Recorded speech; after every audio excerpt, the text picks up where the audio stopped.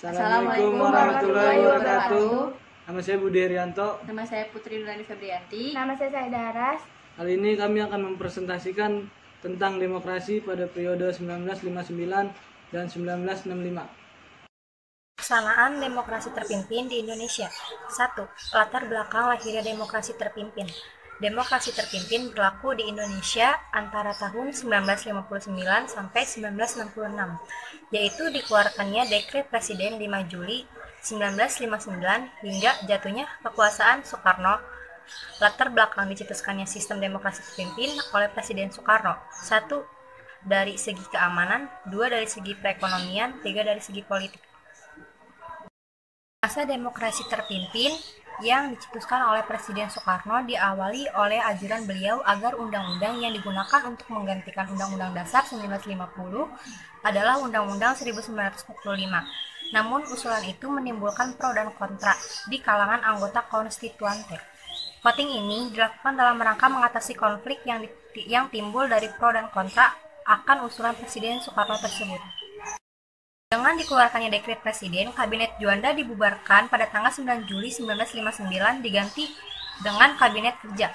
Program Kabinet meliputi keamanan dalam negeri, pembebasan Irian Jaya, dan sandang pangan dengan penetapan Presiden nomor 2 tahun 1959. Dibentuk Majelis Permusyawaratan Rakyat sementara yang anggota-anggotanya ditunjuk dan diangkat oleh Presiden dengan memenuhi beberapa persyaratan sebagai berikut. 1. Setuju kepada Undang-Undang 1945. 2. Setuju kepada Perjuangan Republik Indonesia.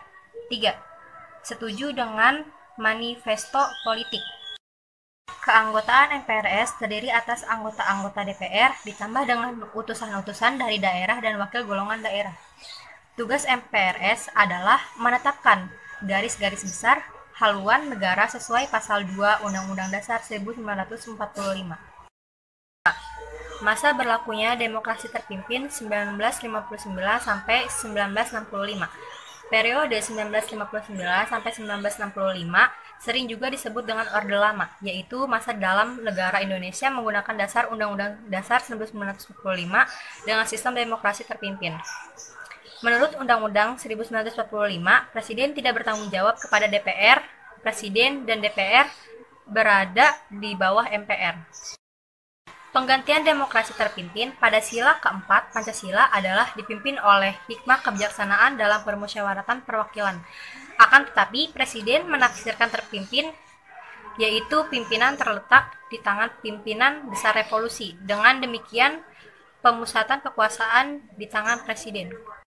Adanya pemusatan kekuasaan di tangan Presiden menimbulkan penyimpangan dan penyelewengan terhadap Pancasila dan Undang-Undang Dasar 1945, yang puncaknya terjadi perebutan kekuasaan oleh PKI tanggal 30 September 1965 atau G30 SPKI yang merupakan bencana nasional bagi bangsa Indonesia.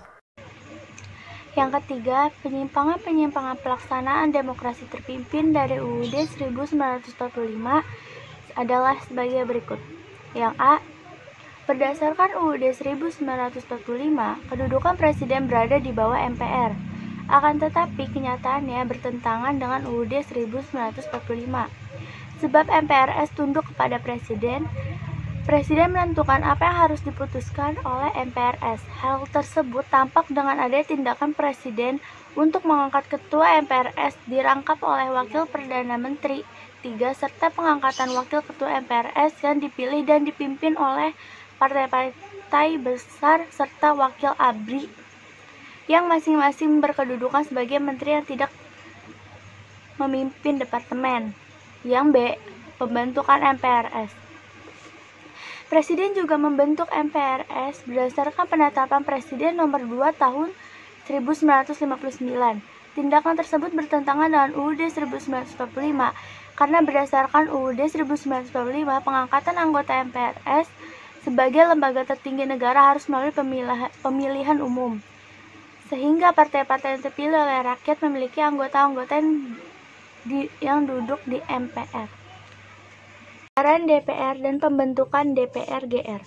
Dewan Perwakilan Rakyat atau DPR hasil pemilu tahun 1955 dibubarkan karena DPR menolak RAPBN tahun 1960 yang diajukan pemerintah. Presiden selanjutnya menyatakan pembubaran DPR dan sebagai gantinya Presiden membentuk Dewan Perwakilan Rakyat Gotong Royong atau DPR-GR, di mana semua anggotanya ditunjuk oleh Presiden. Yang D. Pembentukan Dewan Pertimbangan Agung Sementara. Dewan Pertimbangan Agung Sementara atau DPAS dibentuk berdasarkan penetapan Presiden nomor 3 tahun 1959.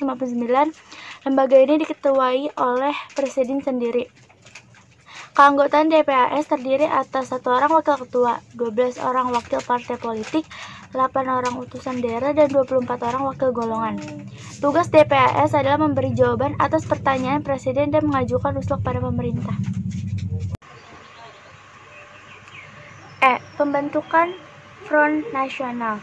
Front Nasional dibentuk berdasarkan penetapan Presiden nomor 13 tahun 1959. Front Nasional merupakan sebuah organisasi massa yang memperjuangkan cita-cita proklamasi dan cita-cita yang terkandung dalam UUD 1945. Tujuannya adalah menyatukan segala bentuk potensi nasional menjadi kekuatan untuk menyukseskan pembangunan. Front Nasional dipimpin oleh Presiden Soekarno sendiri. F. Pembentukan Kabinet Kerja. Tanggal 9 Juli 1959, Presiden membentuk Kabinet Kerja. Sebagai Wakil Presiden diangkatlah Insinyur Juanda. Hingga tahun 1964, Kabinet Kerja mengalami 3 kali perombakan atau reshuffle. B. Perkembangan politik, ekonomi, dan budaya pada masa demokrasi terpimpin. 1. Perkembangan politik pada masa demokrasi terpimpin. Dalam periode demokrasi terpimpin, Partai Komunis Indonesia atau PKI berusaha menempatkan dirinya sebagai golongan yang Pancasilais. Kekuatan politik pada demokrasi terpimpin terpusat di tangan Presiden Soekarno dengan TNI Angkatan Darat dan PKI di sampingnya. Ajaran Nasakom Nasional Agama Komunis ciptaan Presiden Soekarno sangat menguntungkan PKI. Soekarno dengan konsep demokrasi terpimpinnya menilai demokrasi barat yang bersifat liberal tidak dapat menciptakan kestabilan politik.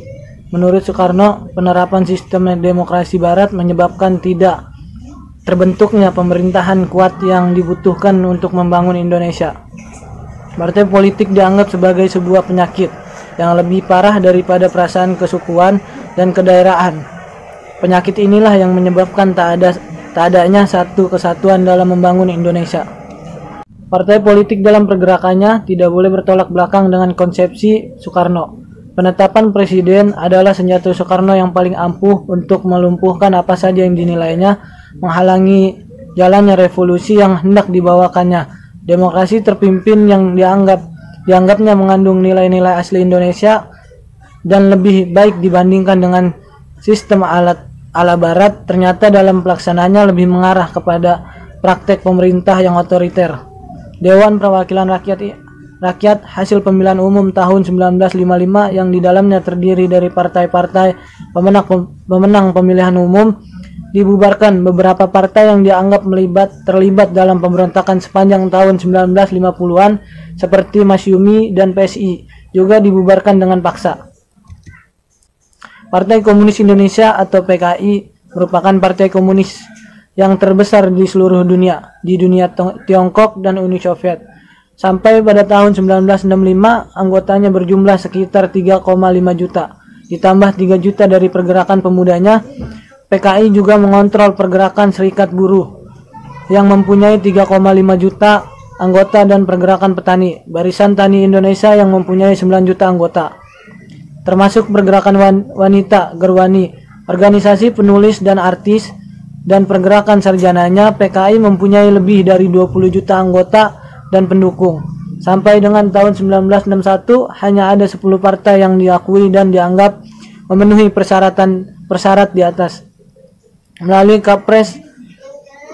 Kepres nomor 128 tahun 1961, partai-partai yang diakui adalah PNI, NU, PKI, Partai Katolik, Partai Indonesia, Partai Murba, PSII, dan IPKI. Sedangkan Kepres nomor 129 tahun 1961 menolak untuk diakuinya PSII Abi Kusno. Partai Rakyat Nasional Bebasa Daeng Lalo dan Partai Rakyat Nasional Jodi Gondokusumo. Selanjutnya melalui Kepres nomor 440 tahun 1961 telah pula diakui Partai Kristen Indonesia atau Parkinda dan Persatuan Tarbiyah Islam (PERTI).